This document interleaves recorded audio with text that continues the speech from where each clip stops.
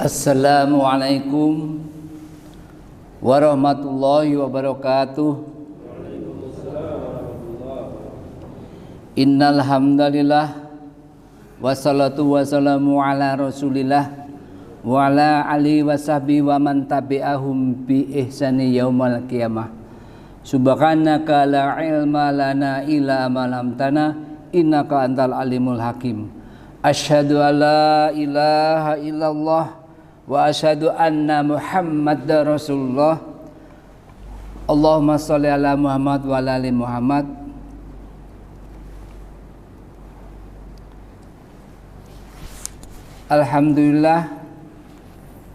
Alhamdulillah kita selalu berusaha untuk mensyukuri nikmat-nikmat yang Allah berikan kepada kita hingga sampai dengan detik ini. Tentu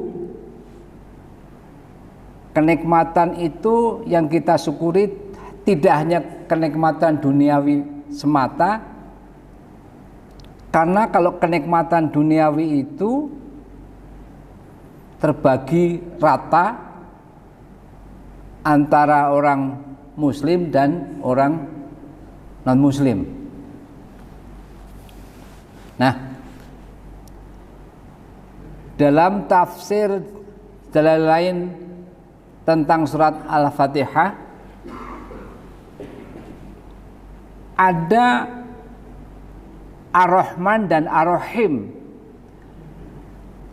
Ar-Rahim itu poinnya adalah Allah memiliki rahmat yang luas, berarti orang beriman dan yang tidak beriman. Intinya siapapun yang berusaha, Allah kasih. Tetapi Allah juga mempunyai sifat Ar-Rahim, penyayang.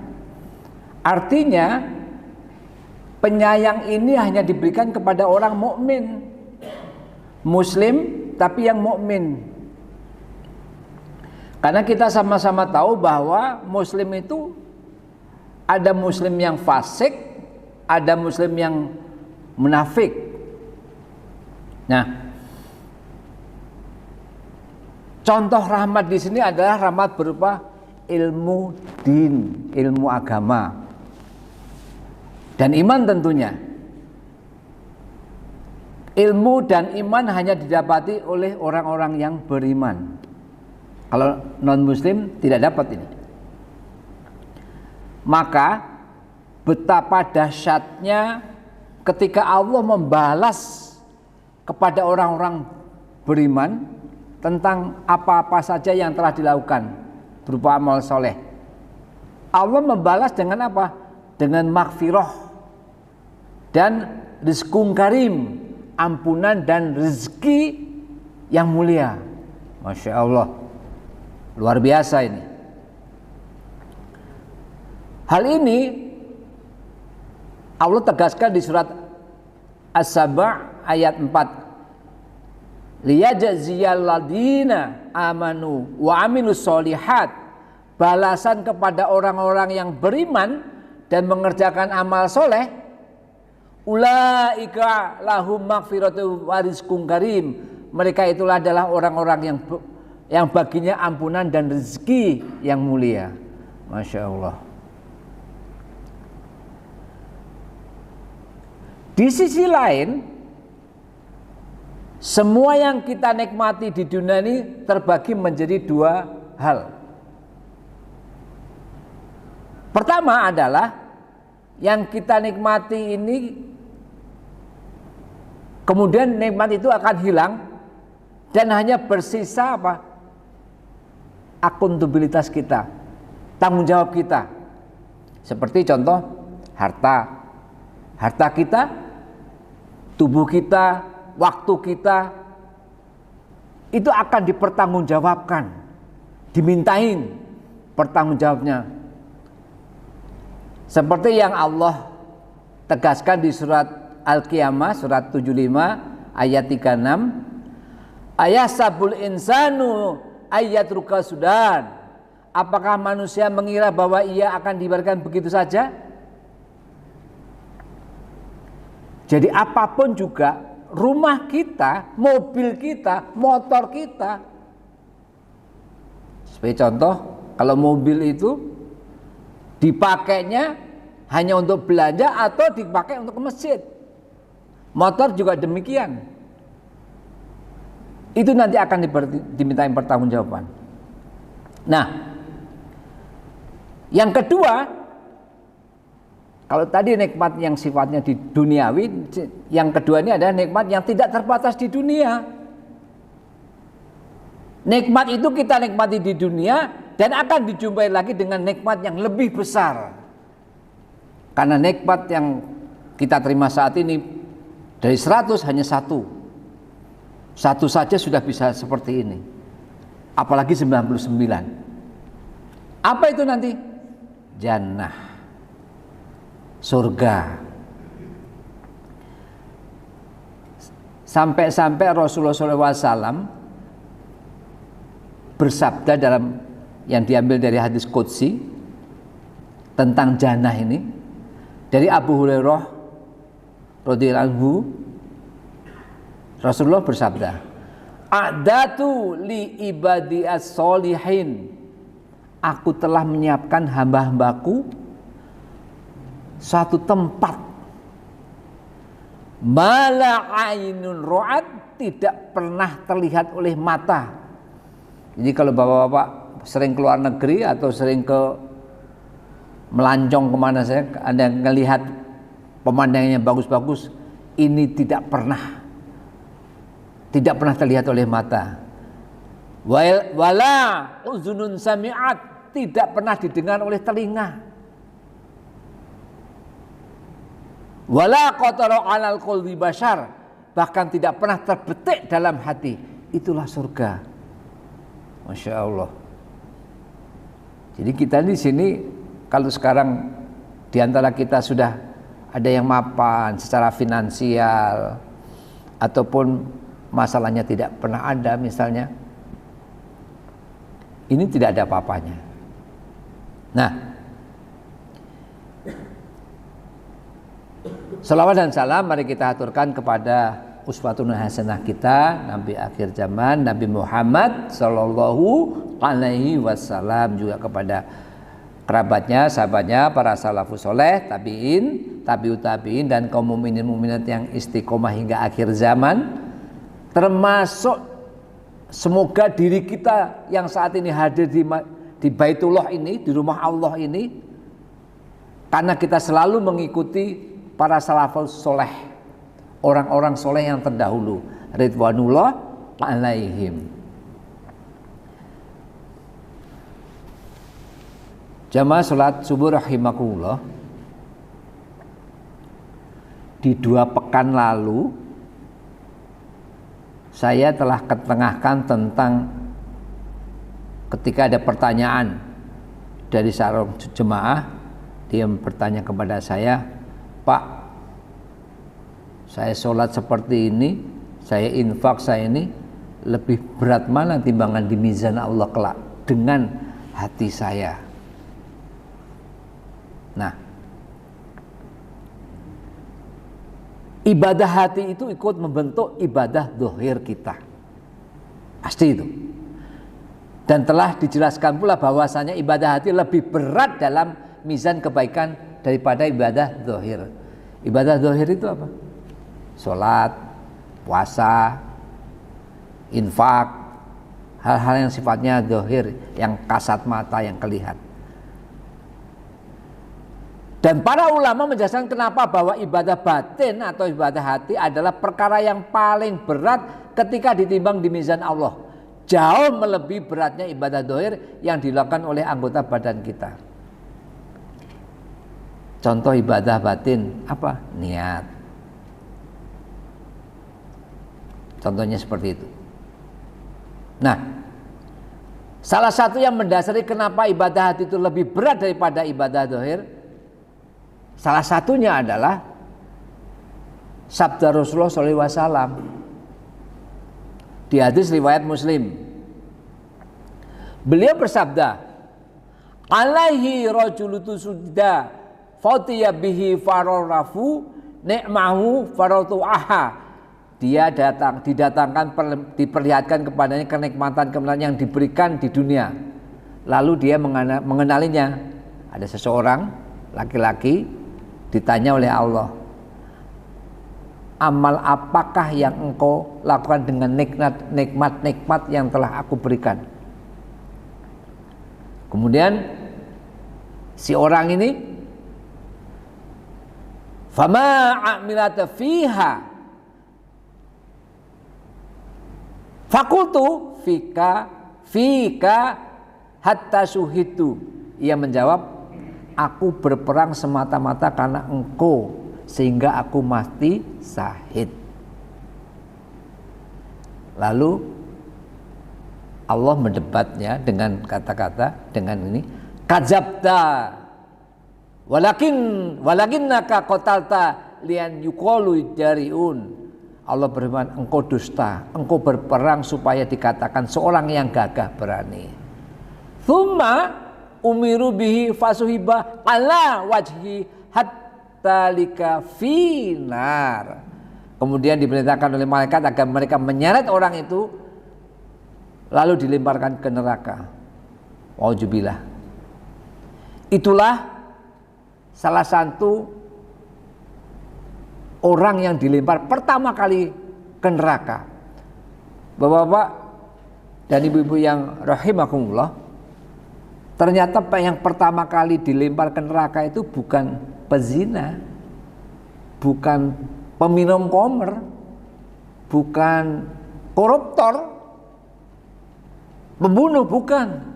Justru yang pertama kali dilempar ke neraka itu ada 3 orang, 3 kelompok manusia ini. Yang pertama adalah mujahid, yang kedua adalah qori, ustadz ataupun kiai ataupun seperti itulah yang mengajarkan tentang agama, dan yang ketiga adalah dermawan. Kenapa 3 kelompok ini dilempar pertama kali ke neraka? Karena ibadah hatinya, ibadah batinnya jelek. Artinya apa? Niatnya salah. Nah, itulah yang perlu kita pahami juga, bahwa 3 kelompok manusia itu mujahid, qori, dan dermawan yang dilempar pertama kali ke neraka karena ibadah hatinya salah. Kemudian bahwasanya ibadah hati lebih berat dalam mizan kebaikan daripada ibadah dzahir. Yang kedua adalah dasarnya adalah hadis riwayat Muslim nomor 2564 dari Abu Hurairah. Penekannya di sini adalah sesungguhnya Allah tidak melihat pada bentuk rupa dan harta kalian. Tidak dilihat. Stressingnya, penekanannya adalah bukan di harta, bukan di muka kita ataupun ibadah-ibadah yang lain.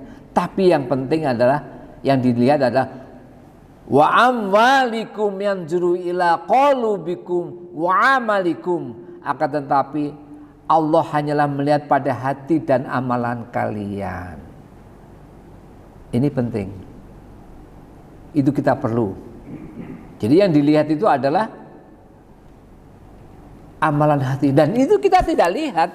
Bagaimana saya, bagaimana bapak-bapak atau ibu-ibu amalan hatinya seperti itu tidak bisa lihat. Yang bisa lihat adalah malaikat dan Allah tentu. Ikhwatul iman azunallahu wa iyyakum. Pada sesi ba'da subuh ini akan kami teruskan tentang a'malul qulub, amal-amal hati. Amalan-amalan hati. Salah satunya adalah ada dialog antara Abu Hurairah dengan Rasulullah SAW dalam hadis riwayat Bukhari. Nabi SAW ditanya, ayyul amali afdalu, amalan apa yang paling afdal ya Rasulullah?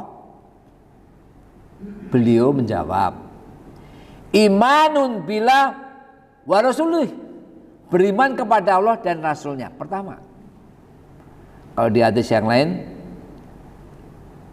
isyrok billah dan ukukul walidain, di hadis yang lain. Kemudian qila tsumma madza, ada yang bertanya lagi, kemudian apa lagi ya Rasulullah? Beliau menjawab, jihadun fi sabilillah, jihad di jalan Allah. 2. Qila tsumma madza, ada yang bertanya kembali, kemudian apa lagi ya Rasulullah SAW? Rasulullah menjawab, hajjun mabrurun, haji yang mabrur. Dalam hadis riwayat Bukhari nomor 15195. Bapak-bapak yang Allah rahmati, hadis ini stressingnya adalah salah yang pertama adalah imanun billah wa rasulullah wa rasulih. Berkata dengan ini Imam Ibnu Qayyim berkata dalam kitab Miftah Daris Sa'adah, mari kita perhatikan bagaimana Rasulullah SAW mengutamakan iman kepada Allah daripada amalan jihad. Kita perlu tahu bahwa jihad itu amalan yang paling tinggi.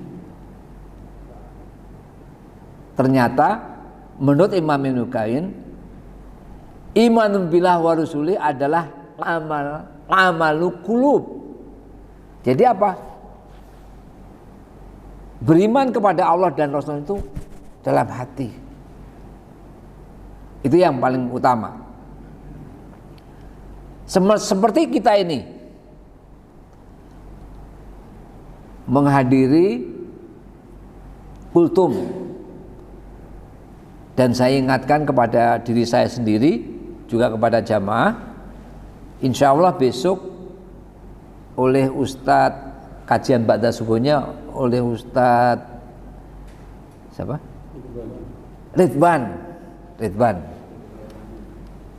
Ya, jadi marilah kita datang, karena Bapak-bapak duduk di sini, kalau ini paling lama saya 15-20 menit atau 25 paling lama.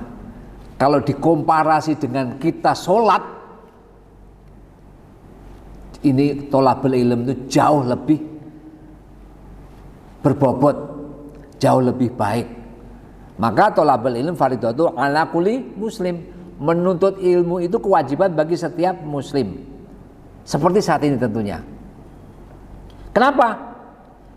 Menuntut ilmu itu tujuannya adalah memperbaiki hati. Menuntut ilmu itu agar menimbulkan amalan-amalan hati. Bapak-bapak, ketika hati bening, amalan hati semakin kuat. Tapi ketika hati kotor, maka amalan hati pun semakin lemah. Untuk itu agar amalan hati tumbuh berkembang di hati kita, kewajiban kita adalah membeningkan hati kita, membersihkan hati kita. Masya Allah, luar biasa. Dalam hal ini Allah dan Rasulnya tentu dalam proses pembeningan hati ini, Allah ingatkan kita di surat 91 Asy-Syamsi. Allah bersumpah, satu-satunya surat yang bersumpah sampai dengan 11 kali, ya cuman ini. Bersumpah Allah. Wasamsi wa duhaha wal qamari idza talaha wan nahari idza jalaha wal laili idza yakshaha wasamai wa ma banaha wal ardi wa ma tahaha wa nafsi wa ma sawaha fa'alhamaha fujuraha wa taqwaha qad aflaha man zakaha wa qad kaba man dasaha. Kalau dihitung-hitung, wasamsi waduha, wasamsi dan waduha itu udah dua. Allah bersumpah demi waktu itu. Kemudian wal qamari idza talaha 1. Dan yang 2 lagi adalah wasamai wa ma banaha 2. Totalnya semuanya ada 11 kali. Allah bersumpah. Nah, kenapa sampai gitu? Maka di dalam surat Asy-Syamsi ini yang ayat selanjutnya adalah fa'alhamaha fujuraha wa taqwaha, maka Allah mengilhamkan kepada jiwa itu jalan kefasikan dan jalan ketakwaan. Disuruh yang mana? Kemudian di ayat 9-nya qad aflaha man zakaha, sesungguhnya beruntunglah orang yang mensucikan jiwa itu. Seperti yang kita lakukan saat ini. Harapan kita, ekspektasi kita, Allah ridho. Ketika Allah ridho, maka hati kita bisa jadi lebih baik. Kemudian di ayat 10, waqad kaba man dasaha, dan sesungguhnya merugilah orang-orang yang mengotorinya. Artinya apa? Kalau hati kita hasad, iri, dengki, dan ini banyak bapak-bapak jamaah yang udah sepuh ya, dan itu menjadi pemikiran bagi saya. Saya usianya 61, bapak-bapak pasti ada yang 70 ke atas. Pertanyaannya, apakah saya bisa seperti bapak? Belum tentu. Nggak ada yang bisa jamin bagaimana besok, lusa, dan yang lain, karena itu haknya Allah. Nah, itulah yang membuat kita, terutama saya, harus waspada dengan amalan-amalan ini, terutama amalan hati. Kalau sholat, puasa, infak, tahu itu. Tapi kalau hati, bahaya itu. Nah, yang kedua, luar biasanya Allah dan Rasulnya dalam proses pembeningan hati ini, Allah tegaskan di surat 26 Asy-Syu'ara ayat 88. Ini perlu kita pahami. Yauma la yanfa'u malu wala banun, di hari harta-harta dan laki-laki useless, tidak berguna. Harta kita, anak kita tidak berguna. Menurut firman Allah ini. Ilaman atallaha biqalbin salim, kecuali orang-orang yang menghadap Allah dengan hati yang bersih. Jadi kalau hati kita tidak bersih, bahaya itu. Makanya pada kesempatan ini saya menghimbau untuk diri saya, juga ya, jamaah yang lain, mari kita perbaiki terus hati kita. Dalam ayat ini Allah Ta'ala tegaskan pada hari kiamat nanti harta dan anak-anak tidak berguna kecuali, kata Allah, siapa? Kecuali siapa? Man atallaha biqalbin salim, kecuali orang-orang yang menghadap dengan hati yang bersih. Orang yang datang kepada Allah dengan membawa hati yang selamat. Selamat dari apa? Selamat dari penganggunan selain Allah. Jadi yang diagungkan hanya Allah saja. Yang kedua, selamat dari penyakit hati, sombong, dengki, iri. Selamat dari mencintai dunia secara berlebihan. Kerja berangkat pagi, pulang malam, sholatnya keteteran misalnya. Insya Allah di sini tidak ada orang sono. Kemudian selamat dari hati yang mengotori hati, dengan kata lain keselamatan kita di hari kiamat tergantung pada hati kita. Jika hati ini semakin bening, semakin bersih, maka insya Allah akan selamat. Nah, ini poinnya di situ. Jadi a'malul qulub itu, amalan hati, itu yang harus kita perhatikan. Sebagai contoh begini, Ada orang yang satu sekali baca Al-Quran 1 juz, kan banyak tuh one day one juz gitu. Tapi ada orang dia sehari cuma 1, tapi dia tadaburi, lalu dicerna, lalu diaplikasikan dalam kehidupan dia sehari-hari. Ini lebih berat mana? Kalau dari beratnya tentu banyak kan ayat-ayat yang dibaca. Tapi dalam hal ini karena dia cuma baca doang, cuma 10 kali lipat. Tapi kalau dengan kita 1 tapi dipahami, dicerna, ditadaburi, diaplikasikan, itu akan lebih baik. Ewafidin arsyukumullah. Maka kekal tidaknya manusia di neraka tergantung penyakit hatinya. Ketika kita mati, apa yang hatinya bagaimana? Maka penyakit hati yang tidak bisa dibersihkan dengan siksa neraka adalah apa? Ada namanya syirik, menyekutukan Allah, menduakan Allah. Dia sholat tapi didatangi juga dukun. Nah, amal qulub atau amalan hati ini sangat menentukan timbangan amal seorang hamba. Imam Ibnu Qayyim rahimahullah, di antara perkara yang memperberat timbangan amalan seorang hamba adalah amalan hati. Itu poin-poin yang terpenting. Amalan qulub itu, amalan hati itu jauh lebih penting daripada amalan zahir.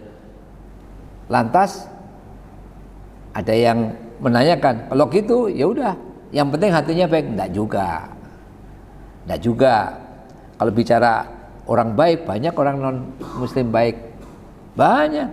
Tapi Allah reject, Allah tolak. Karena kenapa?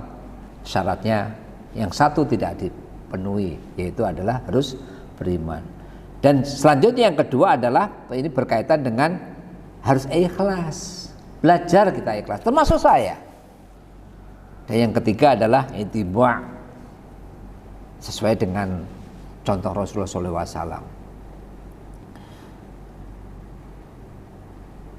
Untuk itu marilah kita tingkatkan iman dan takwa kita sebisa-bisanya, semampu-mampunya, sampai dengan kita diantara yang hadir ini Allah panggil. Kita sudah sama-sama tahu kan, Allah panggil itu cuma 3 kali dalam kehidupan kita. Azan dikumandangkan, datang. Kedua, umroh atau haji kalau mampu, ini pakai duit. Yang ketiga adalah panggilan kematian. Jadi yang nomor pertama, kedua, semampu-mampunya dilakukan, kecuali ada uzur syar'i. Dan panggilan Allah tuh yang lembut, yang tenang, yang enak. Seperti ada satu ayat, ya ayat Tuhan nafsul mutmainnah, hai jiwa yang tenang, irji'i ila rabbiki radiyatun mardiyah, kembalilah kepada Tuhanmu dengan hati yang puas lagi diridhoi. Fatkuli fi ibadi watkuli jannati, maka masuklah ke dalam jamaah hamba-hambaku, masuklah ke dalam surgaku. Wallahu a'lam bishawab.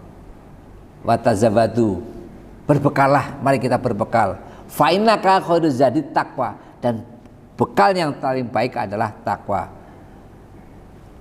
Semoga bermanfaat terutama untuk hamba yang dhaif ini.